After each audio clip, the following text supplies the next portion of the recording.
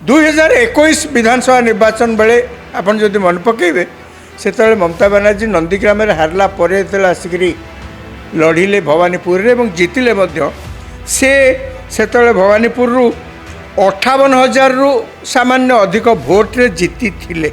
ताको जीतिबा मार्जिन होची 58,000 एवं सेतेबेले समुदाय भोटर को संख्या थिला भवानीपुर रे 2,06,000 पाखपाख। पश्चिमबंग रे मोट 294 विधानसभा निर्वाचन मंडली मध्यरु भवानीपुर रे सबुठु रोचक लड़ाई होची। राज्य रे दुई पर्याय रे विधानसभा निर्वाचन होची। प्रथम पर्याय निर्वाचन सरीगलाणी, द्वितीय और शेष पर्याय निर्वाचन 9 तारीख अर्थात आसंता काली हवाकू जाउची। एवं जहाँ मु कहली समस्त नजर भवानीपुर उपरे कहीं ना भवानीपुर रे मुख्यमंत्री ममता बनर्जी एवं तांकर प्रतिपक्ष बीजेपी रो शुभेन्दु भट्टाचार्य तांकर भितर लड़ाई होची। ए लड़ाई रे आपण देखिबे जहाँ मु कहली समस्त दृष्टि होची भवानीपुर उपरे कौन हवाकू जाउची। कहीं एथिपाई जे जहाँ मु कहली ममता बनर्जी वर्तमान मुख्यमंत्री शुभेन्दु अधिकारी सी जदि बीजेपी जीते तांकर मुख्यमंत्री हबार चांस बेसी। कौन हम कौन नहीं से तो अलग कथा, किंतु सेइथिपाई ये दुईटी रथी महारथी कर लड़ाई भवानीपुर रे होची।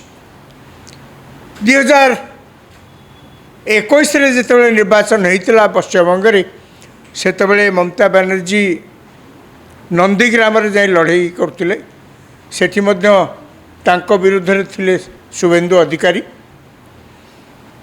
सेठी ममता बनर्जी हारी जाइथिले।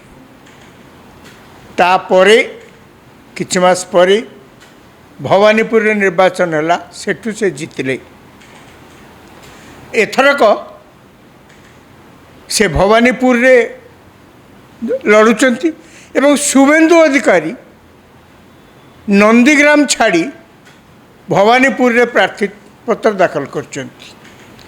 कुहा जाउची जे शुभेन्दु अधिकारी ए प्रकार निष्पत्ति नबा पछरे बीजेपी रो जो माने सब निर्वाचन परिचालना करचंती, बीजेपी रो जो माने सब बड़ बड़ नेता सेठी अछंती, से मानकर एटा होची गोटा बड़ निष्पत्ति जे शुभेन्दु अधिकारी नंदीग्राम रे एथरक न लड़ी भवानीपुर रे लड़ंतु। तार कारण ना शुभेन्दु अधिकारी जदि भवानीपुर रे लड़ती ताले ममता बनर्जी आउ बेसी प्रचार को जाई परिबे नाही।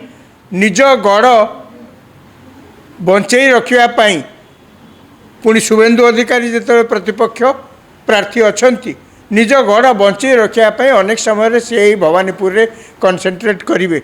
ये यही प्रकार स्ट्रैटेजी रे शुभेन्दु अधिकारी को नंदीग्राम रे प्रार्थी दल पक्षर करा न जाई भवानीपुर रे करा जाइछि बोलिक जहाँ आलोचना होछि सेठी।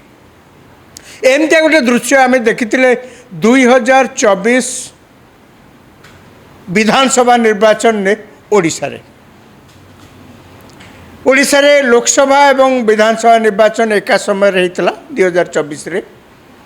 यही समय आम लक्ष्य करथिले संबलपुर रे लोकसभा प्रार्थी भाव धर्मेंद्र प्रधान बीजेपी रो प्रार्थी थिले एवं सेतेबेले चारिआडे आलोचना होतला दल तांकर जदि जीते धर्मेंद्र प्रधान मुख्यमंत्री हेबे इत्यादि चारिआडे आलोचना होतला। बीजेडी दल भितर मध्य सेमाने मध्य से प्रकार आलोचना करथिले एवं बीजेडी दल पक्षरु सेतेबेले बबी दास को धर्मेंद्र विरोध रे प्रार्थी कराइतला संबलपुर रे।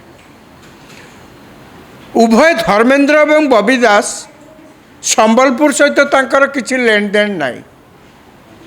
सेमाने सेठी काहार की जानतनी किछि नाही, सेमाने जाई सेठी प्रार्थी हेतिले। सेतेबेले बबी दास होउचंती ओडिशा रे कहया गले शासक बीजेडी दल रो 3 नंबर नेता। नवीन पट्टनायक, VK पांड्यान, बबी दास। तेणु बबी दास जहाँ भी जड़े आगधाड़ी नेता बीजेडी से थिले तांको दल पक्षर कहगला ଯେ ତାଙ୍କୁ ନେଇ ସେଠି ପ୍ରାର୍ଥୀ କରିଦେଲେ ଧର୍ମେନ୍ଦ୍ର ପ୍ରଧାନ ଆଉ କୁଆଡ଼େ ବୁଲି ପାରିବେନି। ସେ ନିଜ ପ୍ରାର୍ଥୀତ୍ୱ ଯେହେତୁ ସେ ସେଇଠିକାର ପ୍ରାର୍ଥୀ ହେଇଛନ୍ତି, ନିଜ ବଞ୍ଚି ରହିବା ପାଇଁ ନିଜେ ବହୁତ ସମୟରେ ସେଠି କନସେନ୍ଟ୍ରେଟ୍ କରିବେ, ପ୍ରଚାରରେ ଲାଗିବେ। ଓଡ଼ିଶା ସାରା ବୁଲିକିରି ଆଉ ଦଳ ପାଇଁ କିଛି କରିପାରିବେନି। ତେଣୁ ସେ କହିଲି ବର୍ତ୍ତମାନ ଭବାନୀପୁରରେ ଆମେ ଯାହା ଦେଖୁଛେ ସମ୍ବଲପୁରରେ ମଧ୍ୟ ଆମେ ସେୟା ଦେଖିଥିଲେ। ୟା ଭିତରେ ଏତିକିରେ କଥା ସରିନି। ଭବାନୀପୁରରେ ଯେଉଁ ମମତା ଏବଂ ଶୁଭେନ୍ଦୁ ଅଧିକାରୀଙ୍କ ଭିତରେ ଯେଉଁ ଲଢ଼େଇ ଚାଲିଛି, 2021 ବିଧାନସଭା ନିର୍ବାଚନ ବେଳେ ଆପଣ ଯଦି ମନେ ପକାଇବେ, ସେତେବେଳେ ମମତା ବାନାର୍ଜୀ ନନ୍ଦୀଗ୍ରାମରେ ହାରିଲା ପରେ ଯେତେବେଳେ ଆସିକରି ଲଢ଼ିଲେ ଭବାନୀପୁରରେ ଏବଂ ଜିତିଲେ ମଧ୍ୟ, ସେ ସେତେବେଳେ ଭବାନୀପୁରରୁ 58,000ରୁ ସାମାନ୍ୟ ଅଧିକ ଭୋଟ୍ରେ ଜିତିଥିଲେ। ତାଙ୍କ ଜିତିବା ମାର୍ଜିନ୍ ହେଉଛି 58,000 ଏବଂ ସେତେବେଳେ ସମୁଦାୟ ଭୋଟରଙ୍କ ସଂଖ୍ୟା ଥିଲା ଭବାନୀପୁରରେ 2,06,000 ପାଖାପାଖି। ଏହାରି ଭିତରେ ବର୍ତ୍ତମାନ ଯେତେବେଳେ 2026ରେ ନିର୍ବାଚନରେ ଦେଖାଯାଉଛି, ସେଠି ଆଉ ଏତେ ସଂଖ୍ୟାରେ ଭୋଟର ନାହାନ୍ତି। ସମୁଦାୟ ଭୋଟରଙ୍କ ସଂଖ୍ୟା 1,60,313, 312 ଯାହା ବି ହେଉ, 1,60,000 ଭୋଟର ବର୍ତ୍ତମାନ ଭବାନୀପୁରରେ। ତାହେଲେ ଏତେ ଭୋଟର ଥିଲେ ଗଲେ କୁଆଡ଼େ? ଏଇ ଯେଉଁ SIR ହେଲା ନିର୍ବାଚନ ପୂର୍ବରୁ, ପଶ୍ଚିମବଙ୍ଗରେ ବି ହେଲା, ବିହାର ଅନ୍ୟାନ୍ୟ ରାଜ୍ୟରେ ହେଇଛି, ପଶ୍ଚିମବଙ୍ଗରେ ବିଧାନସଭା ନିର୍ବାଚନ ହେଉଥିବା ଭିତରୁ SIR ମଧ୍ୟ ସେଠି ହେଲା। ଏଇ SIRରେ ସ୍ପେଶାଲ ଇଣ୍ଟେନ୍ସିଭ୍ ରିଭିଜନ୍, ଏଇ SIRରେ କେବଳ ଭବାନୀପୁରରୁ 47,000ରୁ ଅଧିକ ଭୋଟରଙ୍କ ନାଁ ବା ଲୋକଙ୍କ ନାଁ ଭୋଟର ଲିଷ୍ଟରୁ ବାଦ ଦିଆହେଇଛି, କାଟି ଦିଆହେଇଛି। ତାମାନେ ସେମାନେ ଏତେ ସଂଖ୍ୟାରେ ଯେଉଁ 47,000ରୁ ଅଧିକ ସଂଖ୍ୟାର ଲୋକ, ସେମାନେ ଯେଉଁ 2021 ମସିହାରେ ଭୋଟ୍ ଦେଇଥିଲେ, 2026 ମସିହାରେ ସେମାନେ ଆଉ ଭୋଟ୍ ଦେଇପାରିବେ ନାହିଁ। ସେଇଥିଲାଗି ସମୁଦାୟ ଭୋଟର ସଂଖ୍ୟା ଭବାନୀପୁରରେ ଯେତେବେଳେ 2021ରେ 2,06,000 କେତେ ଥିଲା, ସେ କମିକିରି ବର୍ତ୍ତମାନ 1,60,000 ହେଇଛି। ଅନେକ କହୁଛନ୍ତି ଏ ଯେଉଁ ଏତେ ସଂଖ୍ୟାରେ ଭୋଟର୍ସମାନଙ୍କ ନାଁ ସବୁ କାଟି ଦିଆଯାଇଛି, ଠିକ୍ ଭୁଲ ସେ ପର କଥା, ମୁଁ ତା ଭିତରକୁ ଯିବାକୁ ଚାହେଁନି। ଭୁଲରେ କଟା ହେଇଛି କି ଠିକ୍ରେ କଟା ହେଇଛି, ସେ ବିଚାର ତ ଅନ୍ୟମାନେ କରିବେ। ଯେହେତୁ ସେମାନେ ଏହି ନିର୍ବାଚନରେ ଭାଗ ନେବା ପାଇଁ ନେଇପାରିବେ ନାହିଁ, ତେଣୁ 1,60,000 ଭୋଟରଙ୍କ ଭିତରେ ବର୍ତ୍ତମାନ ମମତା ବାନାର୍ଜୀ ଏବଂ ଶୁଭେନ୍ଦୁ ଅଧିକାରୀଙ୍କ ଭାଗ୍ୟ ପରୀକ୍ଷା ହେବ। କୁହାଯାଉଛି ଏ ଯେଉଁ 47,000 ଭୋଟରଙ୍କ ନାଁ କାଟି ଦିଆଯାଇଛି, ତାଙ୍କ ଭିତରେ ଅଧିକାଂଶ ମୁସଲିମ ଭୋଟର୍ସ। ଯେହେତୁ ସେମାନେ ସବୁ ସେଠି କୁହାଯାଉଛି ସେମାନେ ବିଭିନ୍ନ ସମୟରେ ଆସିକରି ସେଠି ସବୁ ବସବାସ କରୁଛନ୍ତି ଜୀବିକା ନିର୍ବାହ ପାଇଁ, ଅନେକ ତା ଭିତରୁ ବାଂଲାଦେଶରୁ ମଧ୍ୟ ଆସିଥାଇପାରନ୍ତି। ତେଣୁ ସେଇମାନଙ୍କର ନାଁ କାଟି ଦିଆଯାଇଛି। ୟାର ଭିତରେ କ'ଣ ଦୁଇ ଦଳ ଭିତରେ ପ୍ରସଙ୍ଗ କ'ଣ ରହିଛି? କିଛି ଅଲଗା କିଛି ନା, ପ୍ରସଙ୍ଗ କିଛି ଅଲଗା ନାହିଁ। ପ୍ରସଙ୍ଗ କେବଳ ଏହା, ସମସ୍ତଙ୍କ ଦୃଷ୍ଟି ସେଇଥିପାଇଁ ସେଠି ନିବଦ୍ଧ ଭବାନୀପୁରରେ ଯେ ଦୁଇ ଜଣ ଏତେ ବଡ଼ ବଡ଼ ନେତା ରାଜ୍ୟର, ସେମାନେ ସେଇଠି ରହିଛନ୍ତି। এইটি যদি সেମାନଙ୍କ ভিতরে হার জিতরে যাহা হুয়ে ধরি নিয়াযাও মমতা ব্যানার্জি হারিগলে দল জিতিলা, তাহলে গোটে অদ্ভুত ধরনের রাজনৈতিক সমীকরণ বা রাজনৈতিক স্থিতি সেটি উৎপন্ন হব। সমান বিজেপি ক্ষেত্রে মধ্যে হইপারে, ধরি নিয়াযাও বিজেপি রাজ্যের তাঁকর জিতিগলা এবং শুভেন্দু অধিকারী হারিগলে, তাহলে গোটে মধ্যে বিচিত্র স্থিতি হইপারে। রিভর্স কথা যদি আপনার ভাবিবে, টিএমসি হারিগলে মমতা বানার্জি জিতিলে, মমতা বানার্জি আউ সেটি সে সিট কি বজাই রাখবে কি পরবর্তী সময় ইস্তফা দেবে, সে তো সময় কহব। বিজেপি যদি হারিগলে এবং শুভেন্দু অধিকারী জিতিগলে, সে মধ্যে গোটে ভিন্ন রাজনৈতিক পরিস্থিতি সৃষ্টি করব। তেমন সেইলাগি যা হুয়ে তো অন্য বিধানসভা নির্বাচন মণ্ডলী দেখা ন যাইপারে, দল জিতু দল হারু, ব্যক্তিগত ভাবে যে নির্বাচন প্রতিদ্বন্দ্বিতা করছেন তাঁর যে বিজয় হোক কি পরাস্ত হুঁতু, তাপরে কাহার এতে নজর নেই, নজর কেবল ভবানীপুর উপরে। এবং এই কারণରୁ ভবানীপুর উপরে সমস্ত দৃষ্টি। প্রসঙ্গ কଣ? মমতা ব্যানার্জীଙ୍କ ପାଇଁ প্রসঙ্গ কଣ? ମୁଁ এই ମାଟିର ଝିଅ, ମୁଁ ବଙ୍ଗାଳୀ ଝିଅ, ମୁଁ ଆପଣଙ୍କ ସାଙ୍ଗରେ ସୁଖ ଦୁଃଖରେ ଅଛି। ଏବଂ ସିଏ ମଧ୍ୟ କହୁଛନ୍ତି ଏଇ ଯେଉଁମାନେ ବିଜେପିର ଯାଇ ପ୍ରଚାର କରୁଛନ୍ତି ସେମାନେ ସବୁ ବାହାରିଆ, ମାନେ ସିଏ କହୁଛନ୍ତି ଯେଉଁମାନେ ସବୁ ପ୍ରଧାନମନ୍ତ୍ରୀ ଯାଇ ପ୍ରଚାର କରୁଛନ୍ତି, ଅମିତ ଶାହା ଯାଇ ପ୍ରଚାର କରୁଛନ୍ତି, ଏମାନେ ସବୁ ବାହାରିଆ। ମାନେ ଏକଥା ଶୁଣିଲା ପରେ ଅନେକ ଲୋକ ପ୍ରଶ୍ନ କରୁଛନ୍ତି ବାହାରିଆ ମାନେ ଇଏ ଗୋଟେ ଅଲଗା ଦେଶ ନା କ'ଣ? ମାନେ ଆପଣ ଏଇ ଭାରତବର୍ଷରେ କ'ଣ ଓଡ଼ିଶାରୁ ଲୋକ ଯାଇ କେରଳରେ ପ୍ରଚାର କରିପାରିବେନି? ଆମର ପୁଣି ମୁଖ୍ୟମନ୍ତ୍ରୀ ଯାଇ ପଶ୍ଚିମବଙ୍ଗରେ ପ୍ରଚାର କରୁଛନ୍ତି, ତାମାନେ ମୁଖ୍ୟମନ୍ତ୍ରୀ ବାହାରିଆ। ମାନେ ଏଇ କି ଅଜବ ଯୁକ୍ତି, କିନ୍ତୁ ସେ କହୁଛନ୍ତି। ଏବଂ ସିଏ ଏଭଳି ଭାବରେ ମମତା ବାନାର୍ଜୀ ଏକଥା କହିକିରି ଗୋଟେ ପରିବେଶ ସେଠି ସୃଷ୍ଟି କରିଛନ୍ତି, ମାହୋଲ ସୃଷ୍ଟି କରିଛନ୍ତି, ଯେଉଁଥିପାଇଁ ଅନେକ ମଧ୍ୟ ତାଙ୍କର ଯେଉଁମାନେ ସବୁ ପାଖ ଲୋକ ସେମାନେ ସବୁ ଲୋକଙ୍କ ଭିତରେ ଗୋଟେ ପ୍ରଚାର କରୁଛନ୍ତି। ମମତା ବାନାର୍ଜୀ ନିଜେ ମଧ୍ୟ କହୁଛନ୍ତି ଯେ ନିର୍ବାଚନ ପରେ ଇଏ ପଳେଇଯିବେ ତାଙ୍କ ରାଜ୍ୟକୁ। ଏମାନେ ଆମକୁ ଅଧିକାର କରିବା ପାଇଁ ଏଠିକି ଆସିଛନ୍ତି। ଅଧିକାର ମାନେ ବିଜେପି ପ୍ରଚାର କରୁଛି, ମାନେ ବିଜେପି ଅଧିକାର କରିବାକୁ ଆସୁଛି। ଏମିତି ଅନେକ କଥା ସେମାନେ ସବୁ କହୁଛନ୍ତି। କିନ୍ତୁ ବିଜେପିର କହିବାକୁ ଗଲେ ମମତା ବାନାର୍ଜୀଙ୍କ ସରକାରଙ୍କ ବିରୁଦ୍ଧରେ ବା ମମତା ବାନାର୍ଜୀଙ୍କ ଦଳ ବିରୁଦ୍ଧରେ, ଟିଏମ୍ସି ବିରୁଦ୍ଧରେ ବହୁତ କିଛି କହୁଛନ୍ତି, କହିବାର ମଧ୍ୟ ଅଛି। ପ୍ରଥମ କଥା ଯାହା କୁହାହେଉଛି ଯେ ସିଣ୍ଡିକେଟ୍, କଥା ସମସ୍ତେ ଜାଣନ୍ତି।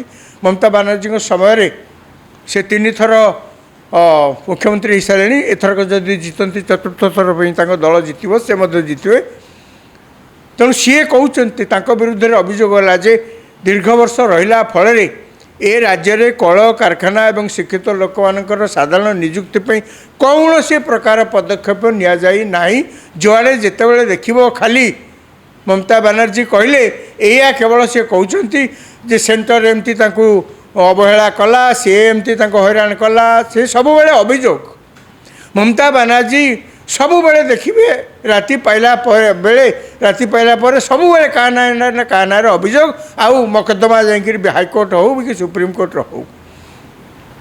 ଗୋଟେ ସମୟରେ ଆପଣମାନେ ସମସ୍ତେ ଶୁଣିଥିବେ, ଏବେ ମମତା ବାନାର୍ଜୀ କୋର୍ଟରେ ଯେତେବେଳେ ଯାଇକି ତାଙ୍କ କୌଣସି ଗୋଟେ ପ୍ରସଙ୍ଗରେ ସେ ଯେତେବେଳେ କୋର୍ଟକୁ ଯାଇଥିଲେ, ସୁପ୍ରିମକୋର୍ଟ କହିଲେ ଆମେ କ'ଣ ଏଠି ଅଛୁ କେବଳ ଆପଣମାନଙ୍କର କଥା ଶୁଣିବା ପାଇଁ, ଆଉ କିଛି କାମ ନାହିଁ।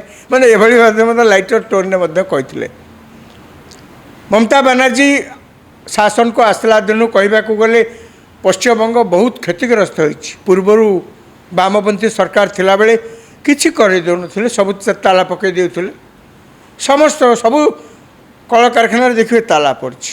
ମ୍ୟାନେଜମେଣ୍ଟ ବିରୁଦ୍ଧରେ ଟ୍ରେଡ୍ ୟୁନିୟନ୍ କରି ସବୁ ବିକ୍ଷୋଭ କରି ଧର୍ମଘଟ କରି ସବୁ ତାଲା। ବର୍ତ୍ତମାନ ଏ ସରକାର ସମୟରେ କୌଣସି ବିଜେପିର କହିବା କଥା ଯେ ଆମ ସରକାର ଆସିଲେ ଶିକ୍ଷିତ ଯୁବକ ଯୁବତୀମାନଙ୍କୁ ଏଠି ଚାକିରି ମିଳିବ, ଚାକିରିର ବ୍ୟବସ୍ଥା ସୃଷ୍ଟି ହେବ, ଏ ଦେଶରେ ଏ ରାଜ୍ୟରେ କୌଣସି ପ୍ରକାର କଳକାରଖାନା ନାହିଁ ତାହା ମଧ୍ୟ ହେବ।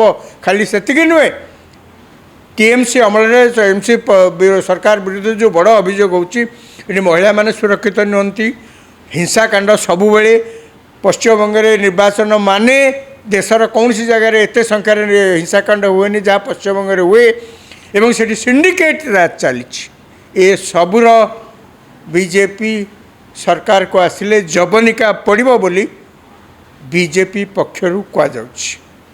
କ'ଣ ହେବ କ'ଣ ନାହିଁ, କାଲି ତ ଦ୍ୱିତୀୟ ପର୍ଯ୍ୟାୟ ନିର୍ବାଚନ, ତାପରେ ଯେତେବେଳେ 4 ତାରିଖ ଦିନ ଭୋଟ ଗ୍ରହଣ ହେବ, ସେଥିରେ ଜଣାପଡ଼ିବ କିଏ ସିକନ୍ଦର।